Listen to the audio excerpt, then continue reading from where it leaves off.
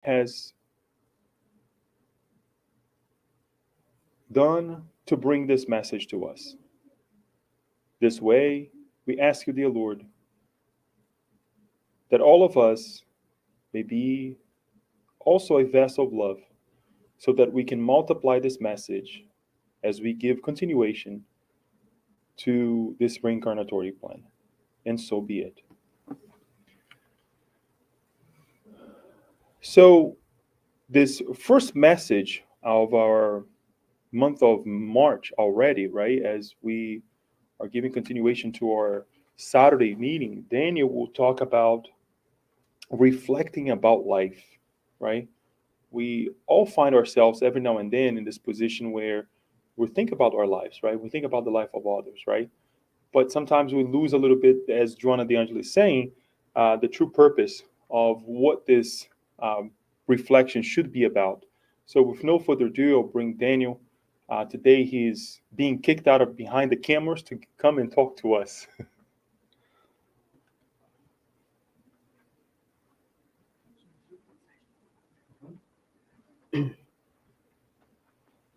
Let me adjust the camera here because in this in this lifetime I came as a short guy. Good evening, everyone present here and those that are watching us from the comfort of your home. So again, my name is Daniel Santos, and today our uh, message would be about a reflection about life. So let me just share my slide here so I can share with you guys what we have taught. Of course, the this conversation is very relative because when we talk about life, we need to put your approach in certain context, right? Because talk about life can be very broad, right? Depends of if you ask a question about, what do you think about life? For those that are watching us, for those here, you may have different answers because you're gonna bring experience from your lifetime, right?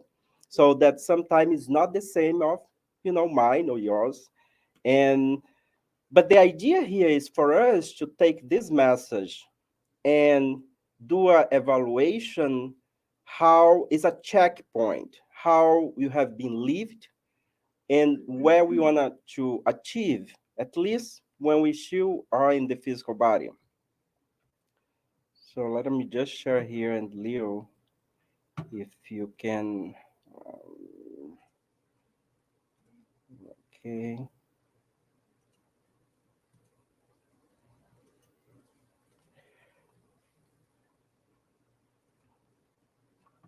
Okay, let me know it's okay back over there.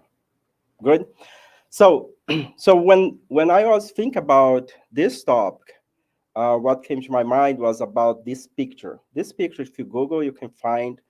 So we see a person looking look up through the universe to the sky and see this beautiful um, sky, night sky with several stars, right? um, so we can spend the whole talk talking about only this picture, but the idea is so we look at ourselves, look at how we have been lived, and how can we take the experience that we have went through and look at this as the opportunity for us to become better person. So one of the questions that we may ask, and I think this is like just for you to think about your life.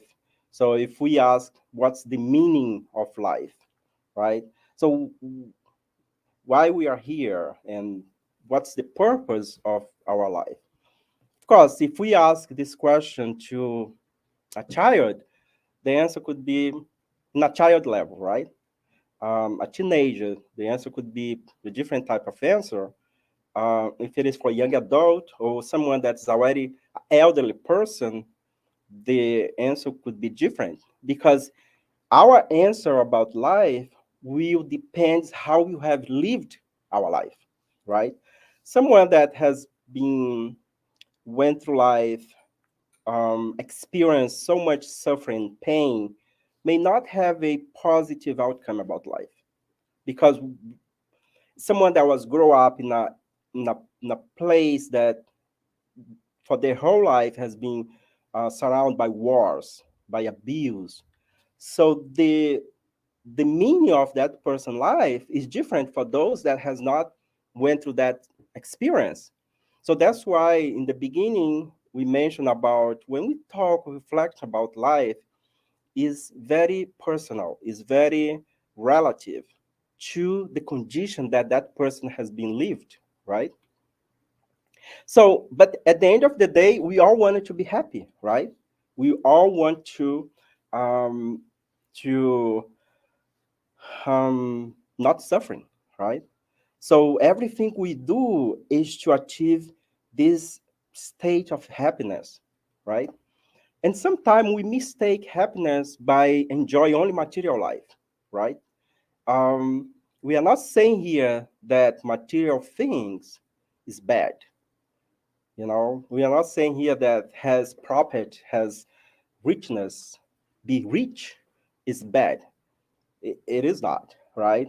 What is bad is what we do with those material things that we have, right?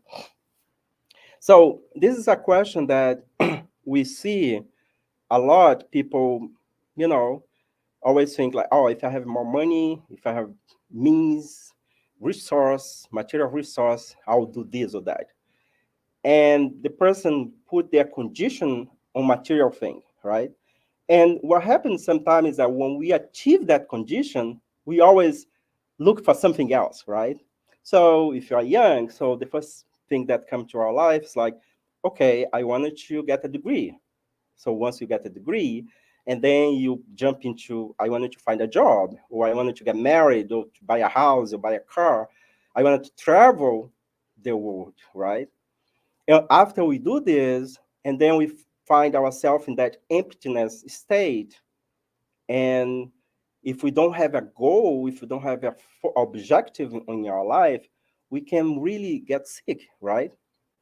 So I think what we discuss about life, and the idea here is not for me to tell anyone how to live, because we are individual that are responsible for ourselves, right? But the idea here is to take the approach that we learn in spiritism and look at life, not just this life that we have right now, but look one life with several experiences that we may call incarnation, right? So we are in our experience in this lifetime, but we need to also look at our life as if this life is a consequence of many other lives that we have gone through, right? So the definition of happiness, according to Merriam-Webster dictionary, so happiness is a state of well-being and contentment, which means joy, right? A pleasurable or satisfying experience. Well, happiness could be going to say satisfying experience means that can be something momentaneously that we label as happiness. But the question is there true happiness? I mean, well, depends of the situation. You feel that that moment is a joyful moment, but it's a transitory moment. So we as a spirit were always looking for something that will last forever, right? That's why we bring this conception of heaven, because religion have taught us that, once we go to heaven, there is no suffering, there is no, pain, it's only happiness, right? And we may have a problem with that once we go to the other side, right? Because we learn through the scripture, especially come from Jesus, that he never stopped to work, right? We associate heaven as a place that we're not going to do anything, but that's not the reality. The universe is very dynamic. Life is dynamic, right? Nature is dynamic. We see like, okay, this year we're not going to have summer, no matter what you want not to have, it's gonna happen because it's part of this dynamic movement of nature that will happen despite if you want or not, right? So, in order for us to understand this state of happiness, and put this in perspective, this psychologist Marlowe's, he created this pyramid, right? This is to explain the needs. Is his interpretation of the needs that the human being has, right? So if we look at here, we're gonna see that first we have like the base of the pyramid, and then going to the top of the pyramid. So the first um, basic need that we, the human beings, need to fulfill is the physiological need, right? And here we have, for example, breathing, food, water, sex, sleep. Um, can I read? I have to have my glass. Homeostasis and excretions, right? So this is the basic need. So all human beings go through this, and if we wanted to pretty much put this in a life of individual, this is what pretty much like in the first phase of our life we have to have this. But this is a condition for the next step, that is safety, right? Safety, like we all need to have this sense of security, employment, resource, morality, the family setting, health, and um, prosperity, right? So, and then the next level, that once we achieve this second level, the third level would be love and belonging. We need to, we have the necessity to belong to something, as you mentioned here, to have friendship, family, sexual intimacy, and have a community that we can interact, right? Esteem would be the next need after we fulfill the first, the second, and the third, which means self-esteem, confidence, achievement, respect of others, respect by others. Pretty much have a society that everybody lives well with one another, right?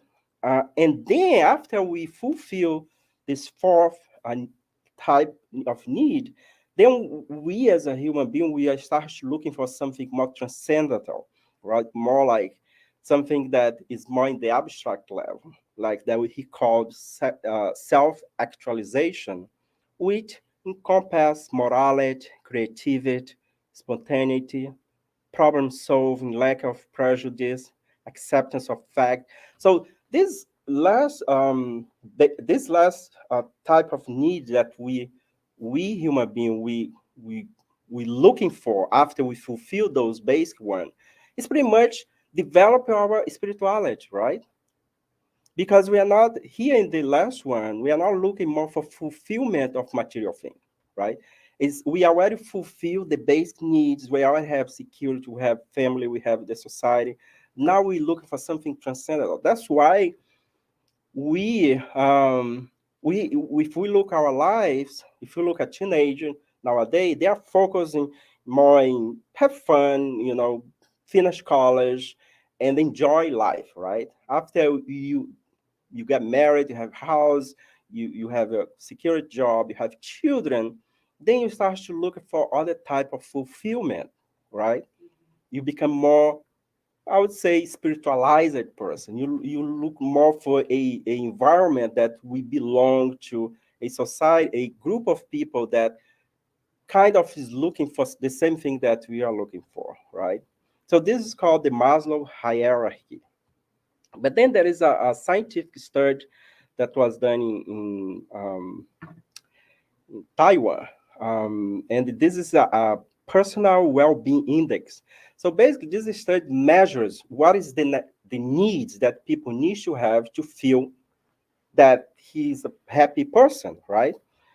And so basically, this they find out that we need at least six main components, né, that he called factors to create happiness. So we need to fulfill this component and pretty much go what Maslow has brought to us in his interpretation of basic needs that the human being needs to have. So as we can see here, for example, we need to, be healthy, right? So it's something that the individual to feel happy or joy, they need to have a good health. We can debate about this, right? Because we see people that has some disease of the body, but mentally they feel happy, right? We have example of people that live their life with some certain type of disease and they are okay. So when they mention health here, they don't specify with type of health, but we can extrapolate and we can qualify this health as a mental health, right? Like, of course, the health of the physical body also can contribute for this type of to someone to feel happy or not, right?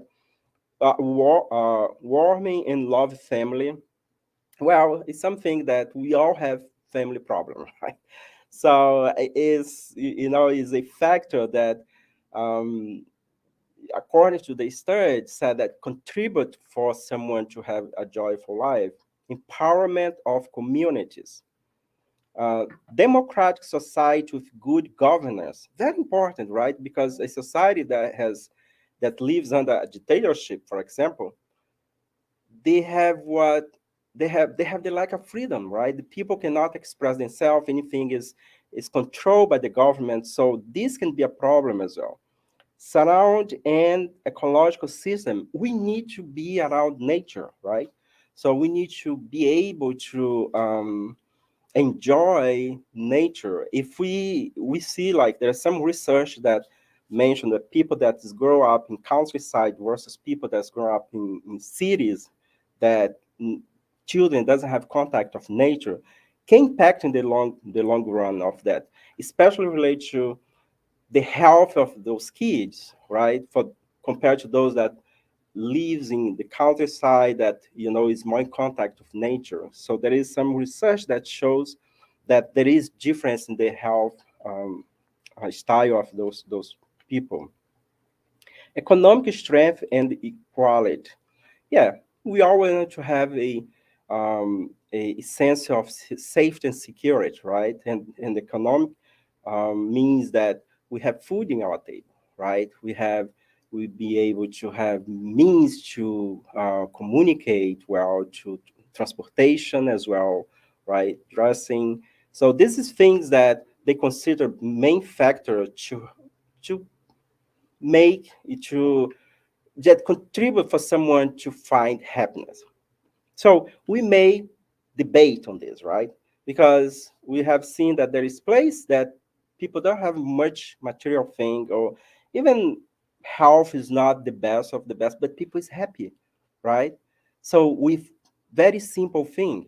So the question here is, what is the main factor that contribute for us to be a happy person, despite of the struggles that each one of us needs to go through? Daniel, do we need to go through? Well, according to Spiritism, we are living a planet of trial and expiation. So everybody in this planet, everybody, nobody is an exception, needs to go to some type of trials and expiation, right? It's the natural events of life, or the natural ways that make us to come back to track. Well, we can behave in the two different ways. We can rebel against those trial and expiation, or we can go with the flow, accepting that that is something that probably was not caused in this incarnation, so I have to live with and work for in work in a way that we cannot create more debt before God's law, right? So then the question would be, what's the ultimate goals of a person, right? So if I have to ask this to myself, or ask this to do a survey and find what is this ultimate goals, that what we need to do here, right? Well, a person can choose two things. They can choose to live for him or herself, regardless of the cost to others. This goal will be referred as self gratification. You may ask, Daniel, what's wrong with that? But it's not wrong with that. It's a choice. You choose, right? We may we may have a problem, not we, but the person, if this become the focus, the priority of that person's life, right? The whole life. It's not wrong in the certain time of your life. You just focus on yourself, focusing in your project, you know. But then once you achieve that, you may move to another type of project of situation that is not benefit only you, but benefit a community. If you are not engaged in a family setting, maybe or not a community, maybe your family, right? So to help others, we don't need to engage in big things. We can engage in our neighborhood, in our society, even in our family, right? So the other way we may choose to live for the benefit of others, right? Regardless of the cost to him or herself, this goal will be referred to as benefiting others. So we put two pictures here just um, to show like an example. Like we put a picture of a lady here, just like it's all about me, and this lady can be us, right? We have certain type in our life that we just focus on ourselves. There is something wrong with that? No. Think about ourselves, even like the self-acceptance, the self-love is not wrong as long as this doesn't become only a priority, right? And it's always good to also be engaged in some type of work that will help others. So we got this from this website, yourlifegoals.org. Well, in the Spirit's book, there is a question about, incarnation. We can say reincarnation because we has been incarnating and reincarnate, right? Only Jesus was the only spirit individual that only incarnate. Jesus never reincarnate here in the planet Earth. He Once the planet was created, he was already pure spirit, right? He helped to build the planet. So and then after human developed and 2000 years ago, he came, he incarnated and he brought his message to us, right? So the question of 132, Kardec asked the spirit, what is the purpose of the incarnation of spirits? In other words, why do we need to come to this body, right? Why?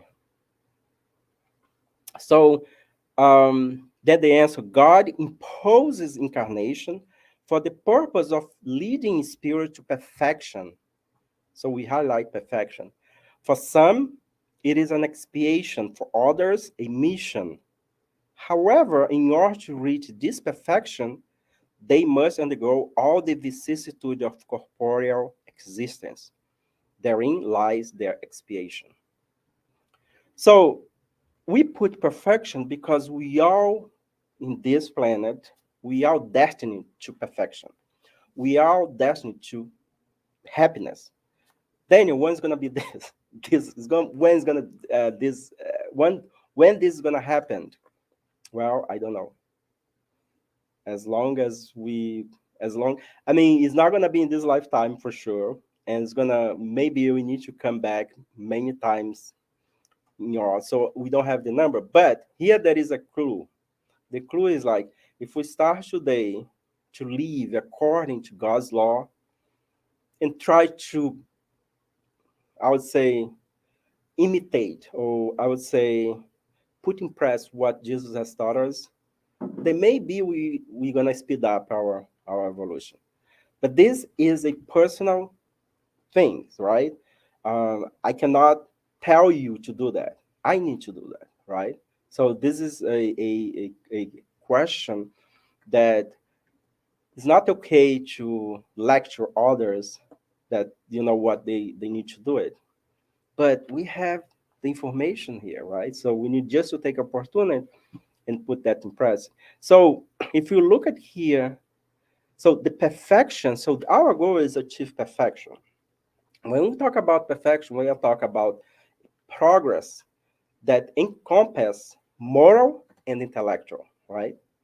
And how can we achieve that? So there is three things that is very important for us when we are in this planet, like in this body. First, we need to put ourselves in a condition to learn. When we talk about learn here, it's anything. You read anything, you study anything, you try to understand anything. Really, Daniel? Really? Yeah. Maybe, start for the area that you live, right? So who is the first people that came to live in that area?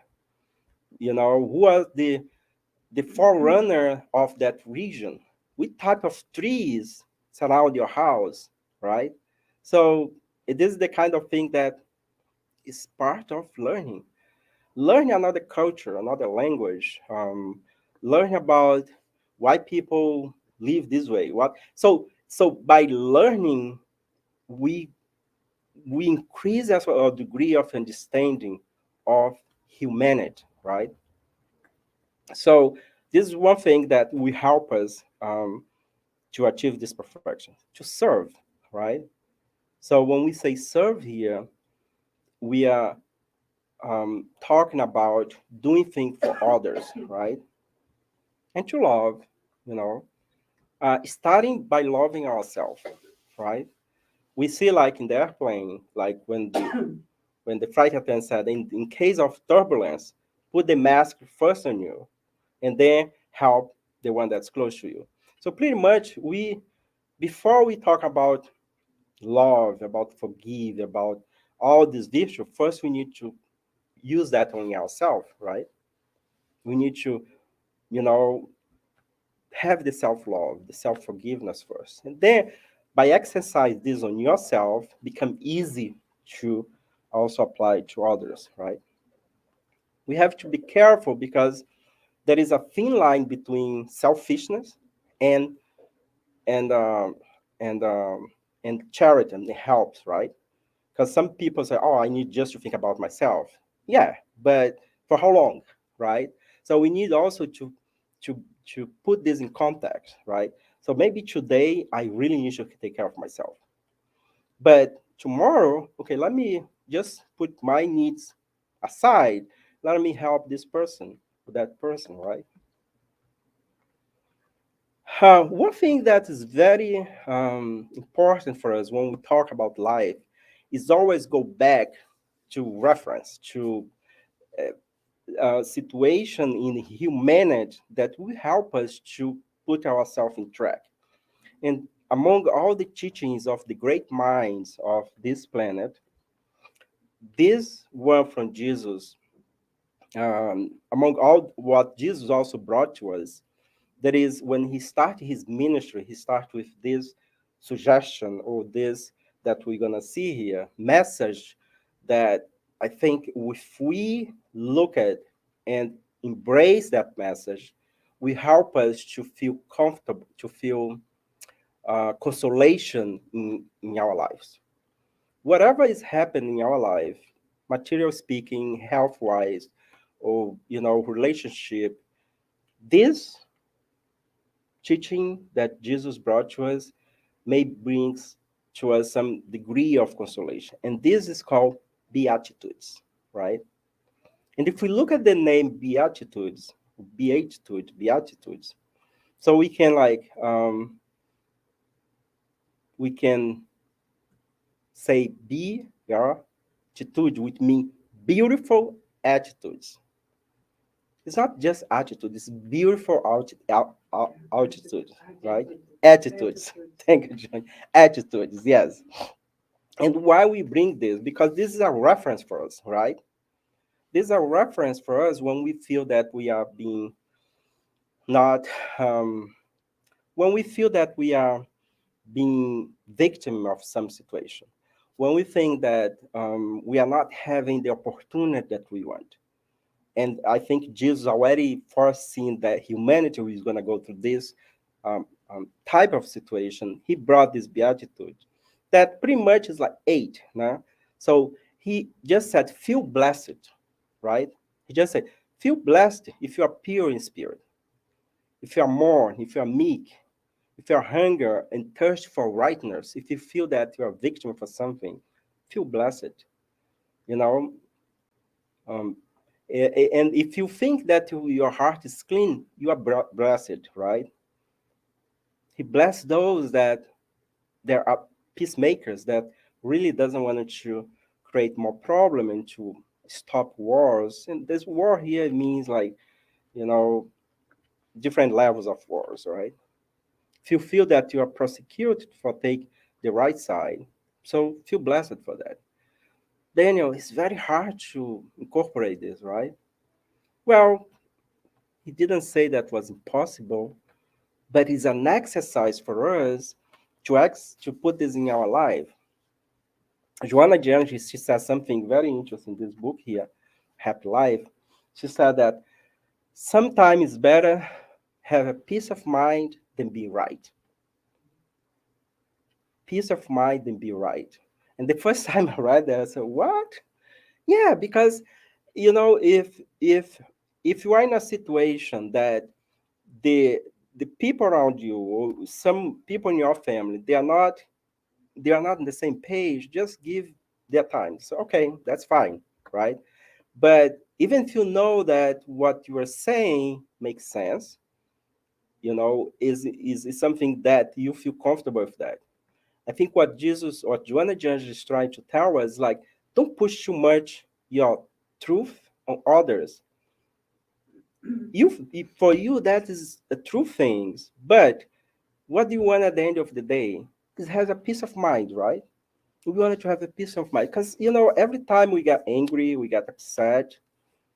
It's kind of like a disease, right? We don't feel good, right? And there was once I was talking to Raul Teixeira, and I asked him this question, and I said, "Look, when do we know that what we did was right or wrong, right?" So if I have like my workplace, if I have like a discussion with a colleague, for example, and so I said this or said that, and I went home, and if that thing is still lingering on you, and you go to sleep and still lingering in your mind, and you wake up in the morning still in your mind, so maybe what you did was not the right thing. He said that when you do right thing, we feel good, even if the outcome of that situation was not good for the other side, right? So, but this is very individual. This go from person to person. Each one of us has a history in our life. We grow up in a different culture with different family, um, with different customs. So that may impact in how you see situation, right? So that's why it's very important we always come back to these beautiful attitudes. That's the beatitude. Kardec, in the Spirit's book, question 919, he asked the Spirit, what is the most effective means for improving oneself in this life and for resisting the draw of evil? He asked the most effective, right? Which means that we have, some other way that we can resist, the draw of evil. He said, a sage of antiquity has told, you know thyself, you know. And this is something that we have heard this so many times. This is in school, spirit center, church, you need to know ourselves. But it's not an easy task. And why this is not an easy task? Well, because we are very complex beings. We have been lived so many lifetimes, and in a different costume, in a different um, behavior and setting, with different family members, right? That nowadays we are a result of this main experience we have had. And we need to trace back our feelings. And that's what he's saying here. Know thyself means know our feelings, know how much we can go in a situation, how much we can give, and how much we can receive, right? And watch ourselves, right? We are not asking, there is no saint in this planet. Saint means like that, it's gonna be in a situation, be cool all the time. Our feelings oscillates during the day, depends of what we are exposed to, right? We have feelings of joy and then sadness, right? And sometimes it's not relate to us, but can be relate to, our neighborhood or our friend. You know, no one ever is gonna say in this planet, oh, I don't have problem. Well, we may experience a moment of life that, yeah, you have good job, maybe you have, property, you have good health, you have everything, you check all the box that Marlos, you know, but you cannot guarantee that you don't have anything. You know why? Because you are connected with people. For the moment, one of your friend, one of the family member, or have a problem, then you feel that, right? Because we are all interconnected. So I may stand here right now and say, okay, everything is checked in my life: kids, wife, house, job. But if the telephone rings and I just get the news that my brother died, or a good friend of mine was arrested or committed a crime, so can you still say that everything is good in your life? It's very difficult, right? Because you we are connected to one another. So whatever happened to you will affect me, right? So that's why it's important for us to have this sense of like belonging, that our happiness only is going to happen when our society also be happy, right? That's why it is important for us to do good. To It's like Paul says, you know even if I speak all the language, if I donate my body to be burned, if I donate all my belongings, if you don't have charity, right? If you don't have love, so none of this is important, right? So that's, I think, is one thing that we can use when we reflect about life. So when we talk about self knowledge, means encompassing everything, right? Everything everything, right? Relationship, your feelings. So we extract this for thyselfknows.com, when it says self-love is all encompassing. What is learning one scale of experience can be applied to all scales. It is the highest form of knowledge, surpassing all other knowledge. Self knowledge is also timeless, which means that what is gained in one era benefits all subsequent generations. So whatever we learn in our day, whatever we learn today, we're gonna have that for the rest of our life, and can be used to help other area, right? For example, what we learn here by coming to the Spirit Center, you can use in your job, right? Not talking about spirituals, but how to mediate a situation. What you learn in your job, you can probably implement at home, or vice versa. So that's the importance of have this self knowledge of everything, right? Um, we almost approach the end of our reflection. What about material joy? So this is important because Kardec asked the question, the Spirit's book. This is the item in the question and answer 712. He asked like this: towards what end has God made the enjoyment of material things attractive? Why diamond is so attractive, right? Why? And look at the answer; it's very beautiful. To drive humans to the fulfillment of their mission, and also to the test they what and also to test them with temptation. To test. So so that's why all the beautiful thing, the beautiful car, the beautiful house, you know the beautiful dress. So that's okay. So if we have the means to have those, that's fine, you go and get it, and we enjoy that mm, you know uh, uh, material thing. But if you don't have it, if you just feel a tempted to have but you don't have the means, so just relax and blast the opportunity to like to resist that, right? So one of the things that is very interesting in this answer is the fulfillment. So when we see rich people, we should bless them because they have a very specific tool, and that material thing is is give to them. I mean, like, is allowed by God, and sometimes we are not here to judge how the person get that, you know, fortune. But if when we see a rich person, we need to pray for them because they have a so important mission that is this fulfillment, you know.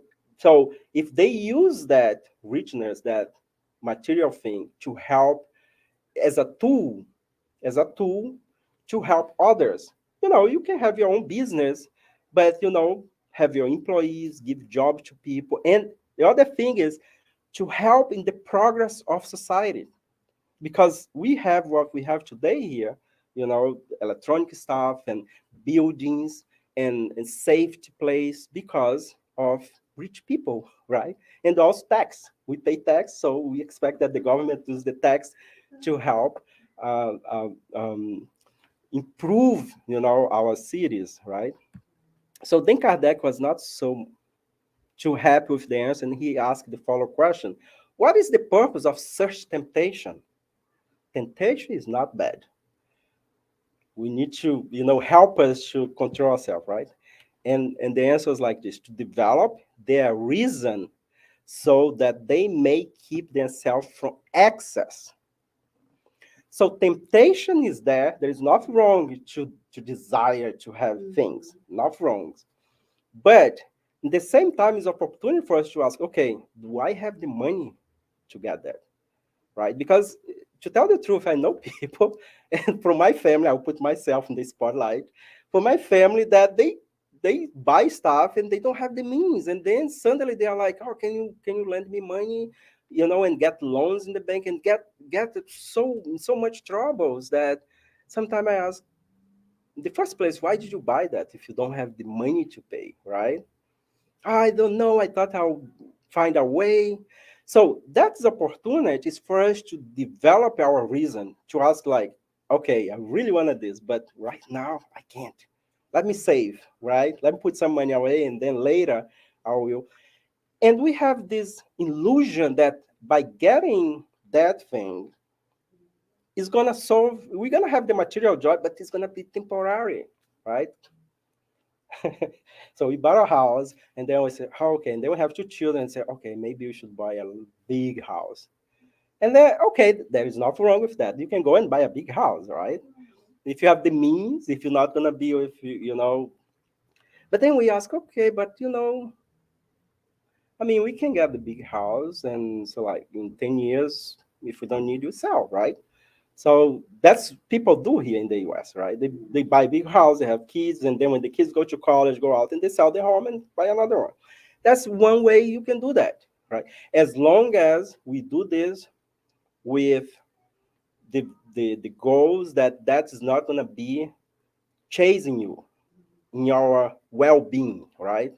Because there are some people that get sick because they get so much stressed that they get sick, and then they compromise something in their life that could be opportunity for them to resist that, and to plan, right? So it's just for us to think about it. Buddha says we are shaped by our own, by our thoughts. We become what we think. When the mind is pure, joy follows like a shadow that never leaves. When I was a kid, in Brazil. So, and we always have this realization, right? So I used to chase my shadow. I wanted to go fast that I can, and that's never happened, right? Because if you chase your shadow always gonna, you know, keep the same distance, right? So I like this what Buddha says about our thoughts, happiness. And to finalize, we have, I mean, we still have a video that I wanted to play.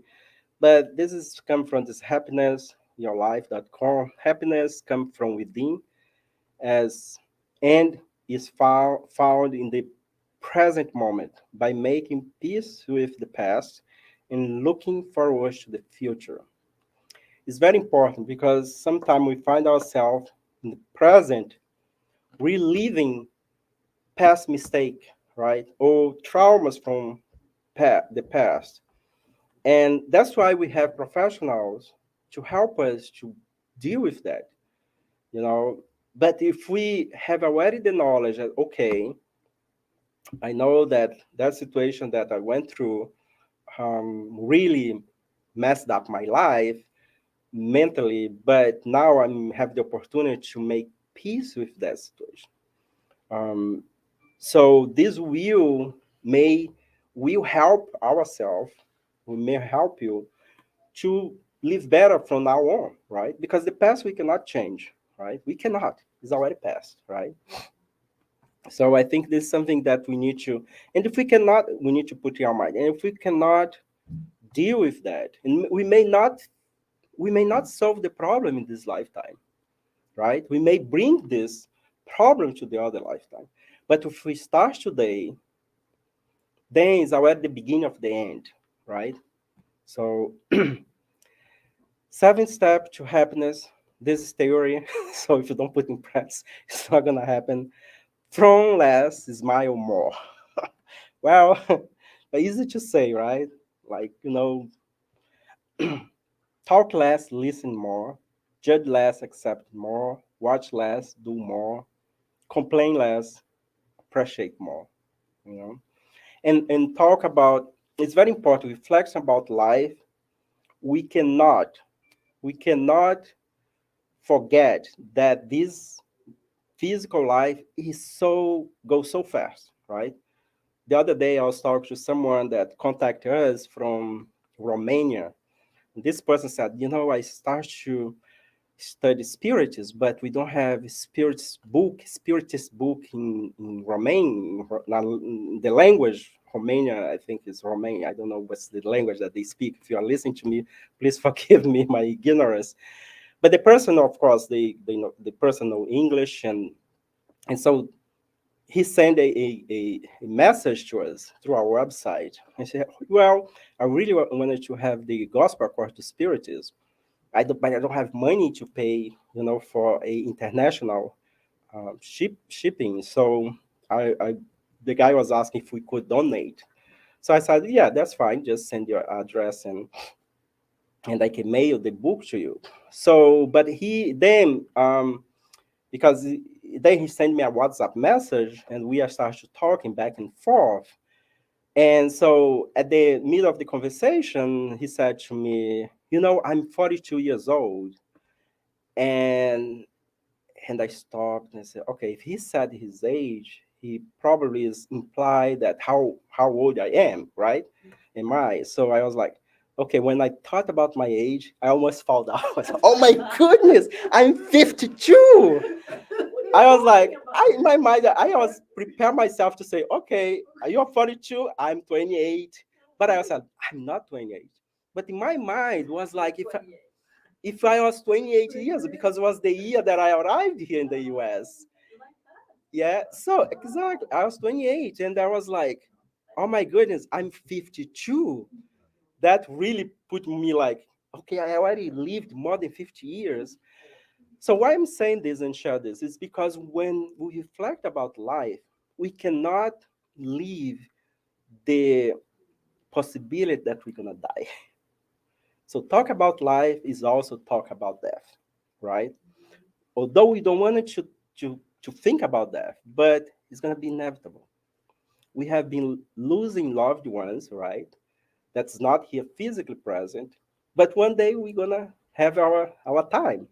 So I was in Brazil this past Christmas, and I was talking to my father. My father is gonna turn 81 now, and he turned to me and said, "Rapaz," he said, "Sorry about the rapaz." I said, "Man," he was telling me, "Man, you have no idea. I have this ticket to travel." I was like, "To what? Where? Where are you gonna go?" So your mom is already in the other side. So my ticket's already like bought it. I was like, "What are you talking about?" But it's true, he's 81, so he's enjoying life, but he also has back in his mind that every day that passes is one day less, right? It's one day less. And to finalize, I just wanted to play a video. I was watching this podcast, with this American astrophysicist, Neil deGrasse Tyson, and there's very good podcasts about life, about his life. And at the end, the interviewer asked a question about death, and the way that he answered was very good. I said, "Oh, I'm gonna also share with today with the people at the center because what he said makes sense." And I wanted to play here, so let's see if it's gonna work here. Leo, let me know. Forgot. Fear less, love more. Okay. So can you turn on the light over there? One of you guys. So and after that, we're gonna open for question and answers. But I wanted to watch, and I hope people also let me know if it's gonna play for people online truly. Okay. So Nate deGrasse Tyson, he's American astrophysicist. So I got this from YouTube. This is a 2 hour interview, but this part is just like 8 minutes. Okay, let's listen.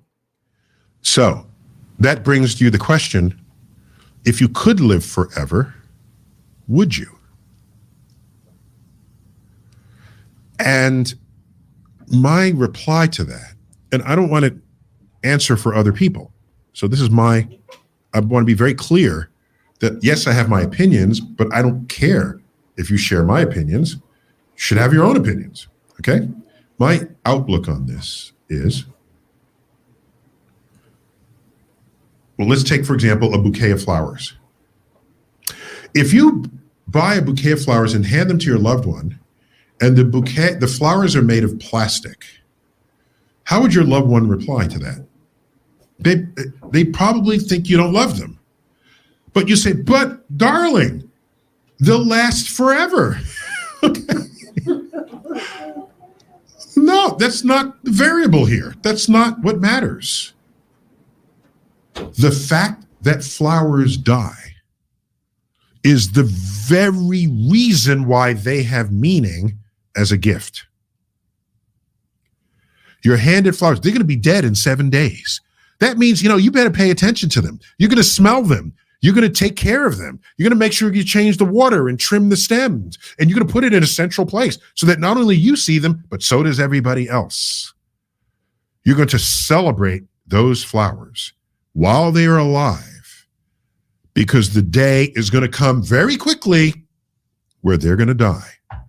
And in their senescence, you're going to nurse them through. As the neck gets a little weak on the stem, you might try to prop them up until they're gone. It is the fact that they're going to die that gives them meaning as a gift. And dare I say that my knowledge that I'm going to die gives not only meaning to my being alive, it gives urgency to it. On my deathbed, I do not want to regret having the interest and ability to have solved the problem that I did not solve. To have an experience that I could have had, but then I did not. Knowing I'm going to die means I'm going to wake up in the morning and I'm going to be all about action. Action. I will tell people I love them if I love them. I will accomplish things. I will learn this thing I wanted to learn. I will do all I can. Because you know what I want on my tombstone? It's a quote from a famous American educator of 2 centuries ago. His name is Horace Mann. He was also a university president, I think it was. He gave a commencement speech, one of his last. And he says to the graduates, I beseech you, love that word. Nobody uses that word anymore, beseech. Shakespeare loved it. I beseech you to treasure up in your hearts these my parting words. Be ashamed to die until you have scored some victory for humanity. If everyone lived to that goal, how different the world would be, how enriched it would be with people's energy, to improve the lot, not only of others as individuals, but of your neighborhood, your society, civilization itself. So that's what I think of when I think of death. By the way, in there, I've referenced dogs. When you come home for having been away, if you own a dog, you will know exactly what I'm describing. By the way, this does not happen with cats. So with the dog is happy to see you. Not just happy, hey, glad you're home. It's they jump up and down and they want to lick your face and they want to jump into your lap if it's a lap dog. And if it's an Irish wolfhound, they'll want to knock you over and lick you in the face. They're excited by you. First, I would ask, did you do anything that day that deserved that praise? All right. So one famous quote is, be the person your dog thinks you are. Okay. That's a high bar, let me say. But and by the way, if you go out to just check the mail and come back, the dog is happy to see you. So now, wait a minute. Well, why? Let me just make up a reason, okay? Dogs don't live as long as we do. The famous dog year calculation, there's some nuances to it, but the blunt calculation is one dog year is 7 human years, okay? So when a dog is 10, they're like 70, all right? When a dog is 12, they're 84. They're getting ready to die, okay? Dogs die between age basically 12 and 16, okay? All right. Wait a minute. If it's a factor of 7 difference, it means we live an entire week of our lives for every single day a dog lives. So maybe the dog knows it won't live as long as we will. Maybe it knows it's got a truncated life expectancy relative to humans. Maybe it knows it's got to make every day count. We could languish away 5 days out of the week. You still have the other 2 days to watch football with your friends. The dog doesn't have that luxury. So I'm making this up. I'm going to declare that dogs know that every day of their lives matter. And therefore, they're going to make it count. And they're going to be happy every day. You ever wake up to a dog that's depressed? Never. No. I'll walk myself today. Don't worry about it. I'll feed myself. I don't want to eat. No, they've been sick. All right. That's how you know they're sick. They're not licking you in the face. That's a sad day for the dog. But then they pop back. Dogs don't stay sick for long because they live 7 times faster than we do.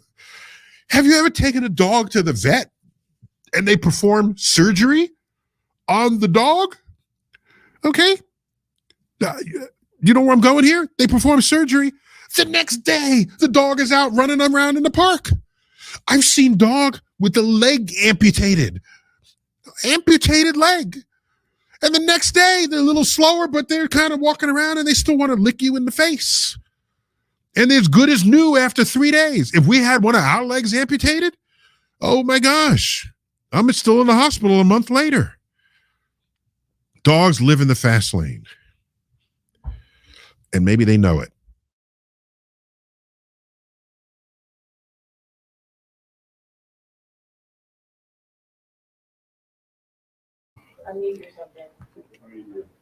Okay, thank you, Leo.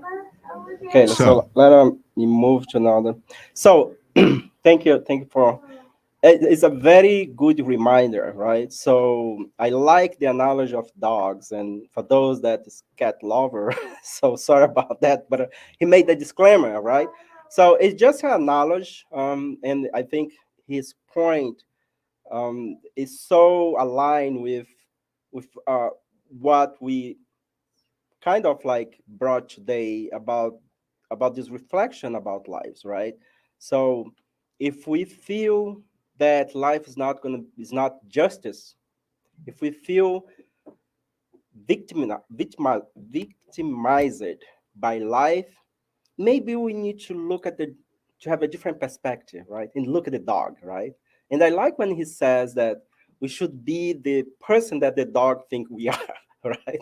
So I know that it's put the bar very high because, as I mentioned during our reflection here, is that we are complex beings. We should, at the end of the day, um, not blame ourselves, not put ourselves down. I think the idea of this conversation is for us to always look to the other side, right? If we are looking one side of our life and it's not working, right? If it is not the way we are expecting to, maybe life is asking us to look to the another side, right? If it is something related to our health, we need to find something that will bring some type of joy, right? It's very personal, as I said at the beginning. When reflecting about life, each one of us has our own reflection. But the idea was to bring this reminder. This is just reminders for us that um, um, we all always have options, right? And we always can make choice. So with that, I would like just to leave with this. We should develop beautiful attitudes or beatitudes in life to achieve the ultimate goal that will lead us to the eternal happiness, which will be our perfection, right? Thank you, and I will stop here to see if we have any comment and, and question. And we're gonna have more like probably 5 to 10 minutes to address comment and question, and then we're gonna move on to our passes. Okay. So let me stop here and go straight to our. Just a moment, Leo. Just a moment. Don't stop over there. Let me just put myself here. Okay, so let us go to see here what comments we have. Okay, so Paula has comment here, and I'll put it here. So Paula says, wonderful reminders for enlightened living. It's appear that continually revisiting who am I, as well as where do I look for happiness fits in here. Yes, right, Paula. I think the constant reminder that we need to ask ourselves, you know, who are we, right? And so, and focus where we want to go. It's very important for us to have purpose in life. It's very important for us to focus our life in something, right? The other day I was talking to a friend, and he asked, "Oh, how is life? So what are you doing?" So I said, "Well, now I have a big priority. So now I have a priority, right? I have two little ones that is have they wanted to have my attention all the time. So that's my priority. That's my focus in life right now. I'm not saying that my job and my other stuff in my life is not priority. It is, but we put one big priority and we work with the other things that you know is is less priority, right?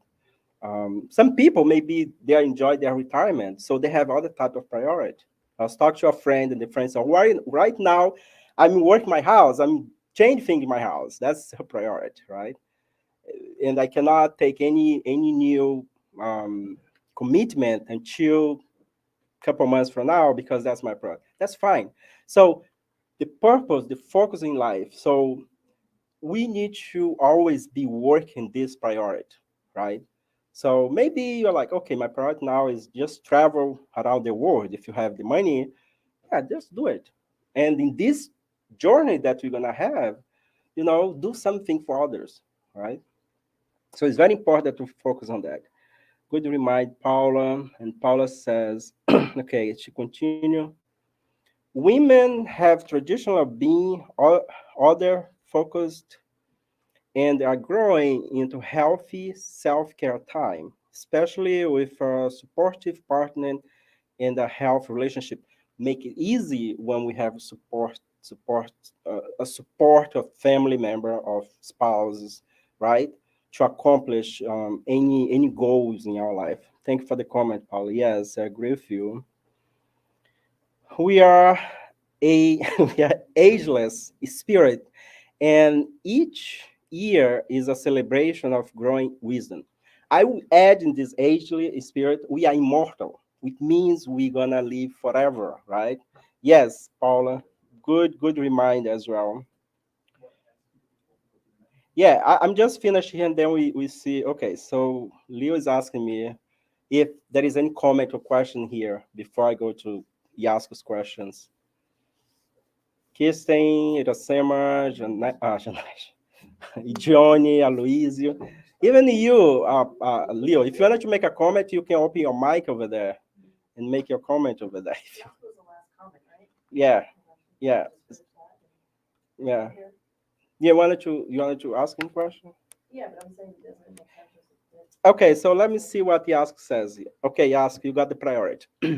As humans' life become more comfortable with the knowledge and technology to more effectively get food, water, good housing, to move and travel further, etc. Instead of employing happiness, contentment, we noticed that both anxiety and depression are reaching almost the level of pandemics. Why is that? It is a simple life, the solution. It is a simpler life, the solution, or else? Well, you have several questions in one big question, right? So I don't know the answer for that, Yasko. I don't know, but we know one thing, philosophically speaking, the philosophers, they always say that there is one thing that we need to have in life. We need to have a goal, a objective in life, right? If we don't have that, then it's already a recipe for you to fall under one of those type of condition. But here's the thing: the situation of anxiety is so complex that we cannot find the cause only in one lifetime, too, right? It's so complex because, for example, I have anxiety, but my anxiety is controlled, right? But if my anxiety become chronic, then it becomes something that I need to have a professional help. Depression, we have those level of depression. We have chronic depression. We have depression that is a consequence of, maybe you lost a job, lost a loved one. We may have that, you know, but we may reach a point, and that is true what you said. We have increased more a number of people in this planet that has been diagnosed by depression and chronic depression. But I mean, sometimes people say I'm depressed, but they don't know what being depressed is, right? Because we see a new generation nowadays because they have a heartbreak relationship, and they go to their bedroom and they get like the cell phone, they make a video and say I'm so depressed, I'm so like, you know I mean, like, yeah, it is a situation that they experience, that they are feeling that moment, right? But yeah, so I mean, it's very relative. But to tell the truth is that one of the things that we learn is that when we step up of our comfort zone and go toward help others, and we see the true reality of other people suffering, that may help us. Divaldo Franco always says, like, if you feel sad, you know, how do you say, put your sleeve, roll your sleeve and go and do something for your community, right? So I like your question. I don't know the answer for that you ask specifically. We can point several causes here, but I would not be fair to just give one cause, right? With that, I think, Kirsten, you want to make a comment? Go ahead. But it needs to be, you have 2 minutes. Go ahead. Yeah. Louder. so much pressure. Over me. Mhm. Now I forgot what I was gonna ask.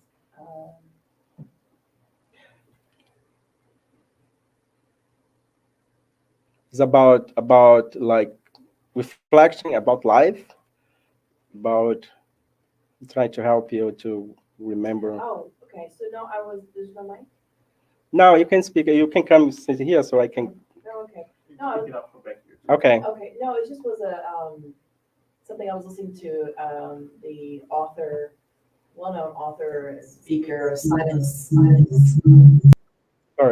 Okay, go ahead. Simon Sinek, and he just was talking about why, because he's worked with really famous people that are and really like billionaires and like Olympians and people that have succeeded in achieving like their huge goals, Mhm. but and directly thereafter have become seriously depressed, like clinically. So he said he spent a good amount of time like observing these types of cases, people he's worked with. Anyway, he said the long story short is that these people had a goal, but the goal was only benefited them.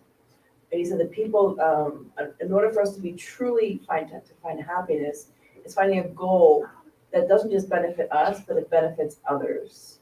And that's where we can find our happiness. Yeah, that's a good reminder. Yeah, I think we show a slide here that shows that we can choose to live just benefit to ourselves or to others, and that's so true because when yeah, that's true. Like I remember a case. I think he mentioned about Mike Phelps, right? After he achieved everything, and then he has a mental problem, and the explanation for that's that some people they focus just that thing and that's it. Like when they achieve that, they spend their whole life doing that, right? Because especially like if you start to do those type of activity when we are like young, then when they achieve like the and then you don't know what to do anymore. So and then to do that, sometimes you need to just to isolate yourself, right? You don't have too many friends, you don't have too many support. If we sometimes you're not even in school, you do like homeschool, special type of school, so you don't have that interaction because you need to train to focus on that, right? And that is positive and negative side for that. Good reminder, Casey. Leo, anything over there? Daniel, on your study of this idea of life and our purpose and everything, I want to tie as something that was thinking as you were speaking earlier. The utilitarian, I get always confused how to pronounce it, utilitarian or utilitarianism philosophy that we studied, when we studied John Mill, that everything, all our actions are to be towards maximizing happiness, right, and the well-being of all those individuals involved. And when we look at this idea where we're maximizing everything that we do in our lives towards happiness, right, towards our well-being, is this a purpose or is this a lack of purpose? How would you describe this? How do you bring this to our lives? And the reason I'm asking because we look at society nowadays, it seems as if everything that we do or what people are doing is to maximize happiness, right? Now that's a good point, Leo. And personal, this is me, Daniel.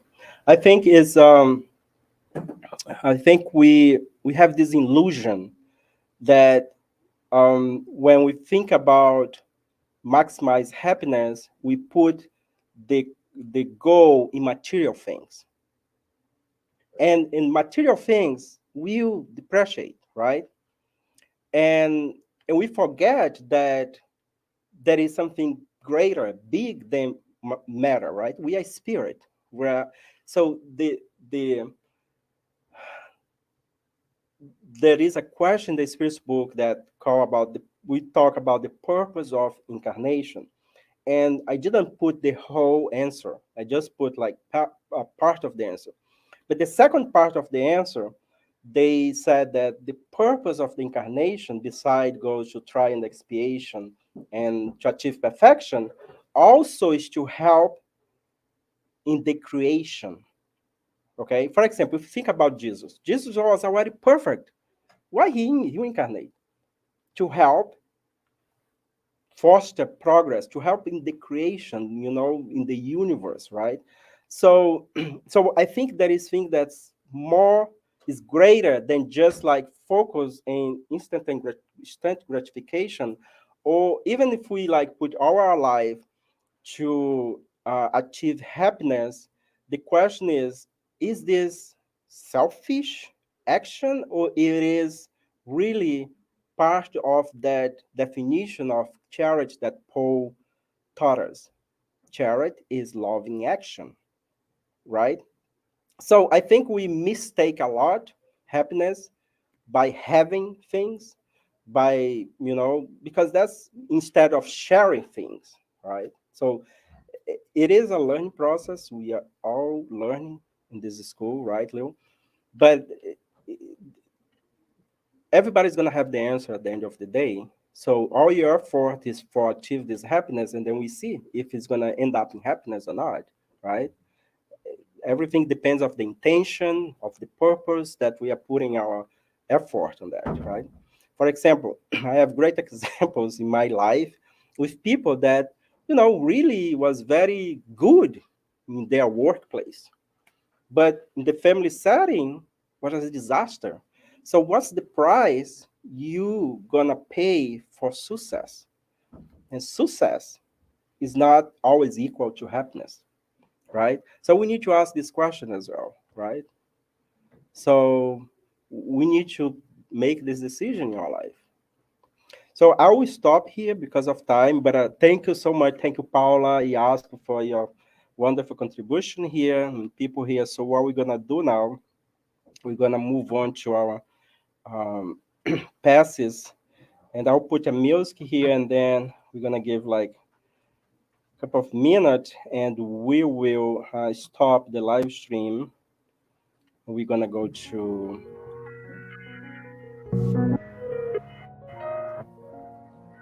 just a minute. Just gonna put a slide here. So I hope it's not too loud. Can you turn the light over there? So let us then take this moment, be grateful for all this information, this reminder that the Spirit's teachings bring to us, but also be grateful for all the great minds in humanity that has been devoted their life to make our life better. This reminder will touch our hearts as we're going to go home tonight, but also will help us to understand many of our struggles in this lifetime. We'd like to thank our Creator for this moment, ask for those that are going through a very difficult time. May those that are feel victim of injustice feel the presence of our Master Jesus, bring those beautiful attitude. May the blessings fall upon all those that are in areas of wars, those that are having health problem, financial problem, even health and relationship problem. Thank you, dear Lord, for allowing us to be together and to always revisit this topic. Thanks to the good spirits present here, the mentor of this house, for allowing us to get together and study these beautiful teachings of Spiritism. And so be it.